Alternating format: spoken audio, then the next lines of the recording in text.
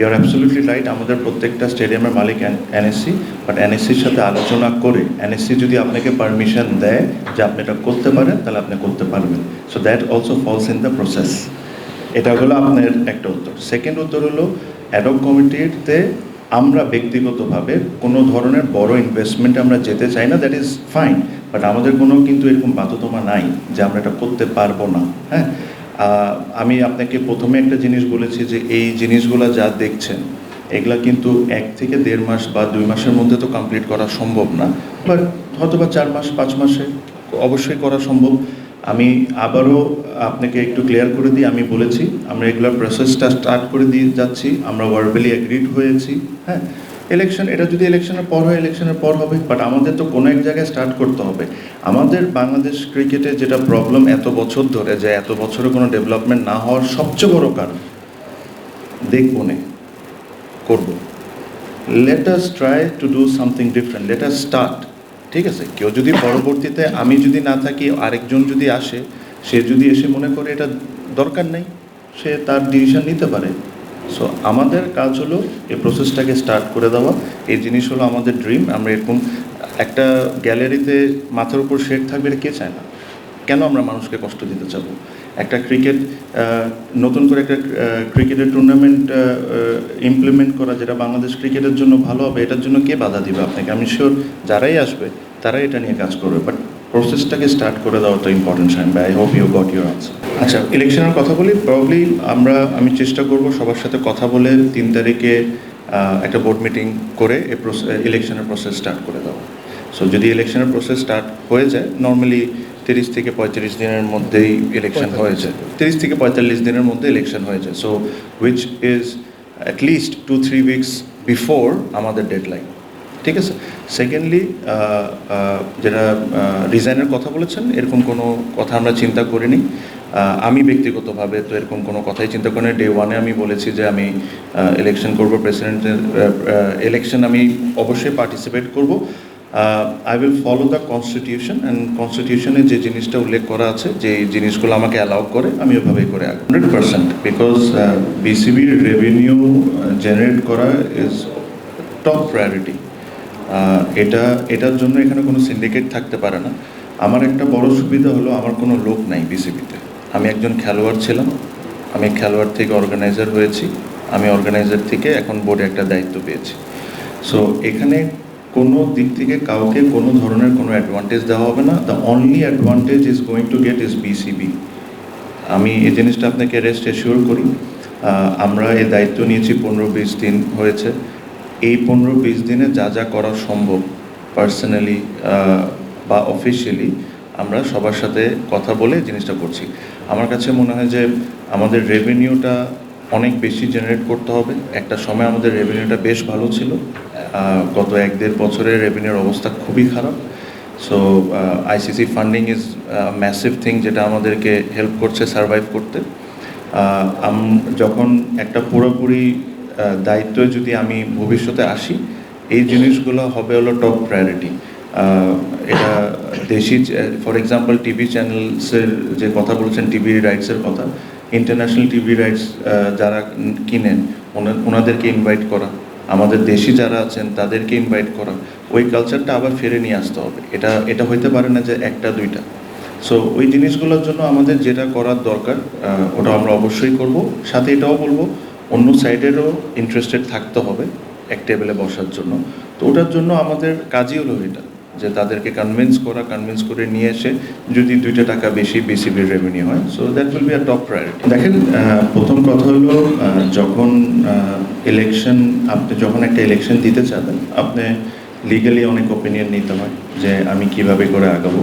So মোটামুটি legally আমরা 1-2টা opinion already পেয়ে গিয়েছি, আরও 1-2টা যে কোনো হয়তো বা কালকে পরশু বা নেক্সট ওয়ার্কিং ডেতে পেয়ে যাব। এই কারণে আমি আপনাকে বলেছি। সেকেন্ডলি, প্রশ্নবিদ্ধ যে জিনিসটা হয়েছে, আমি শিওর আপনারাও জানেন। ফর এক্সাম্পল একটা জিনিস ছিল যেটা নিয়ে আমরাই যারা ছিলাম অনেক আলোচনা করেছি, যে বিগত সব ইলেকশনে স্পেশালি জেলা বিভাগ থেকে যারা আসেন, এটা বাধ্যতামূলক করাটা আমরা ঠিক মনে করি না। কনস্টিটিউশনালি এটা রাইটও। যেটা হলো যে অ্যাডক কমিটি করে দিব, এটার থেকেই নিতে হবে, যখন ইচ্ছা আপনি ওখান থেকে একজনকে বের করে দিবেন আপনার সাপোর্টের জন্য, যখন ইচ্ছা আপনি ঢুকাই দিবেন, এসব নিয়ে কিন্তু আমরা বিগত অনেক কিছু ইস্যু নিয়ে অনেক কিছু বলেছি। এটা না যে আপনারা কিছুই জানেন না, you know what are the complaints war.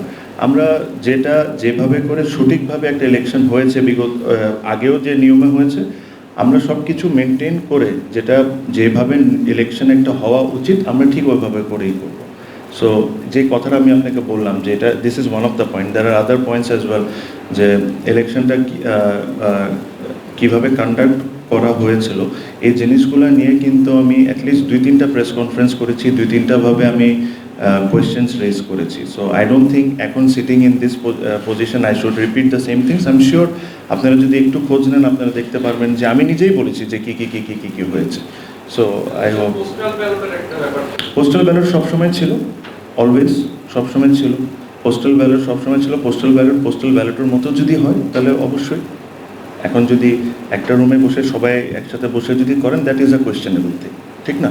So postal ব্যালটের যে নিয়মে আছে, ই ভোটের যে নিয়ম আছে, ওগুলো ই ভোটের মতো থাকবে, পোস্টাল ব্যালটের মতো থাকবে, and this is up to you how you want to exercise the power. So আমি আমার তরফ থেকে যখন একটা ইসি গঠন হয়ে যাবে, EC is an independent body, it has nothing to do with me. আমার কাজ হলো বা আমাদের কাজ হলো যে আমরা ডে টু ডে অ্যাক্টিভিটিস করতে থাকবো, এখানে যদি কোনো কিছু আসে বা কোনো কিছু কাজ করা যায় এসবের উপর ফোকাস করতে থাকবো। যখনই ইসি গঠন হয়ে যাবে this will be their headache to do, but these are all in the system. যে কথাগুলো আপনি বলেছেন, সিস্টেমে তো অনেক কিছু থাকে, বাট ওই অনেক কিছুকে আপনি কীভাবে ইউজ করছেন এটা অনেক কিছু ডিপেন্ড করে। সো আই হোপ আমরা ফেয়ার ইলেকশন নিয়ে এত কথা বলেছি, আমি এতটুকু আশা করি যে আমরা ফেয়ার ইলেকশন করতে পারবো।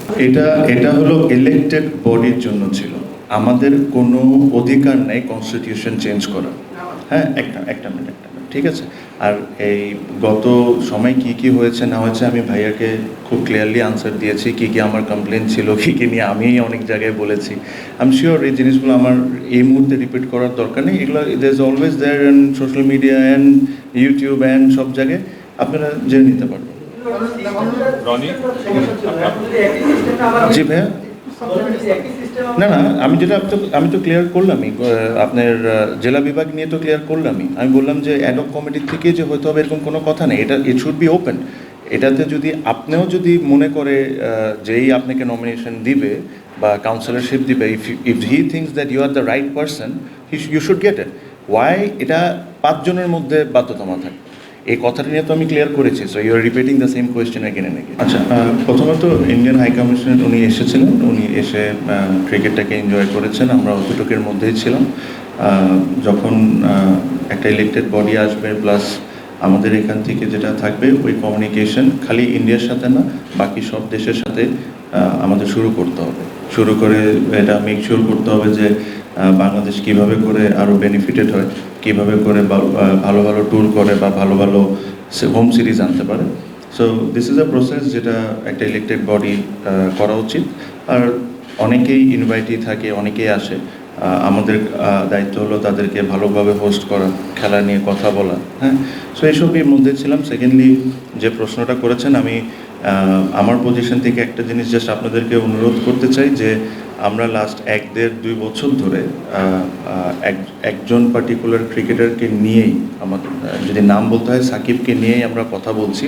But I will also request, যখন আমরা এই প্রশ্নটা করেন, আমাদের 3 জন ক্রিকেটার, 3 জন এক্স ক্যাপ্টেন মাশরাফি মুর্তজা, নাইমুর রহমান দুর্জয়, সাকিব আল হাসান একই ধরনের সিচুয়েশনে আছেন। তো it is not right for me two sit here and talk about only one particular cricketer. আমার কাছে মনে হয় যে আমরা যখন প্রশ্ন করব, আপনারাও যখন প্রশ্ন করবেন, please make sure that you are mentioning the other 2 ex captain also. যে বিষয়টা আছে আমাদের তরফ থেকে ক্রিকেটিং এনি সুযোগ সুবিধা বা যে কোনো কিছু আমরা তাদেরকে ওপেন আর্মে ওয়েলকাম করব। যে জিনিসগুলা যে লফুলি যে জিনিসগুলো আছে, আপনি আমাদের মিনিস্টার সাহেবও বলেছেন, উনিও বলেছেন যে এটার প্রতি আমরা নমনীয় হব, ওনার তরফ থেকে বলেছেন। অ্যাজ ক্রিকেট বোর্ড আমাদের তরফ থেকে ক্রিকেটিং যেসব জিনিসে আমরা হেল্প করতে পারি, will always there, will welcome them with open arm.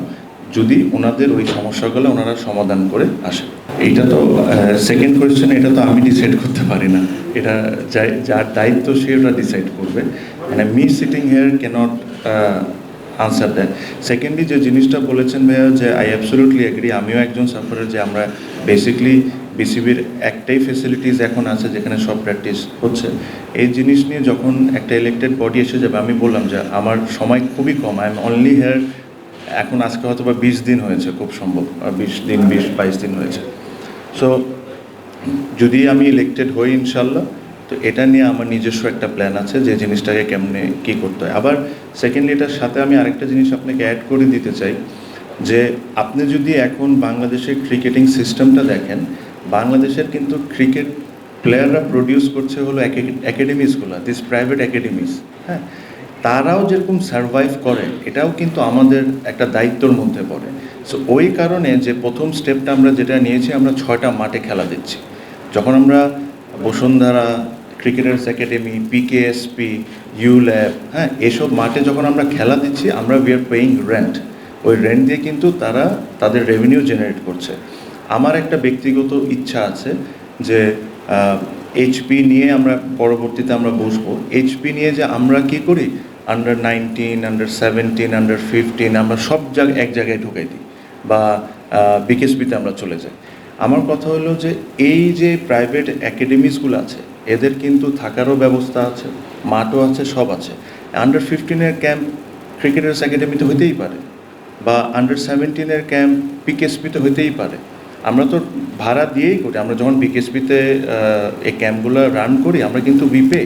So why not আমরা এখানেও এদেরকেও সাপোর্ট করি।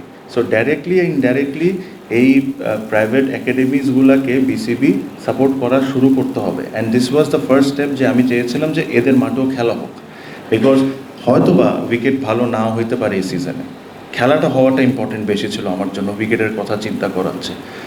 আজকে যখন এখানে একটা ফার্স্ট ক্লাস টুর্নামেন্ট হবে বা লিস্টে ম্যাচ হবে, অটোমেটিকলি ওই একাডেমিসগুলাই কিন্তু বেটার করা শুরু করবে নিজেদের facilities. So that's how you help each other. So এটাই আমার প্ল্যান। আমি আশা করি যখন আমি যদি আমি একটা লম্বা সময়ের জন্য এখানে থাকতে পারি, আমার নিজের স্বপ্ন আছে, আমি ওই স্বপ্নগুলো কেমনে বাস্তবায়ন করতে পারি ওটা নিয়ে কাজ করবো তখন।